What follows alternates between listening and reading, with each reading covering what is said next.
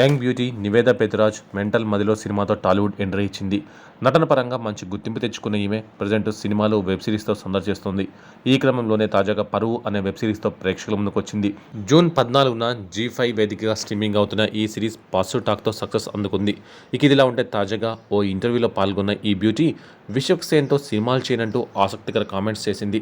విశ్వక్ సేన్, నివేదా పెతురాజ్ ఇద్దరు పాగల్, మాస్కా, ధమ్కీ వంటి సినిమాల్లో నటించారు. ఆ టైంలో వీరిద్దరూ డేటింగ్లో ఉన్నట్లు కూడా సోషల్ మీడియాలో వార్తలు వైరల్ అయ్యాయి.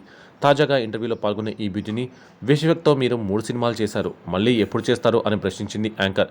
దీనికి నివేదా, నేను విశ్వక్తో చేసినవి కేవలం 2 మాత్రమే, అవి పాగల్, మాస్కా, ధమ్కీ సినిమాలే అని చెప్పుకొస్తూ ఇక విశ్వక్తో సినిమాను చేయను అంటూ ఫన్నీగా చెప్పుకొచ్చింది ఈ బ్యూటీ.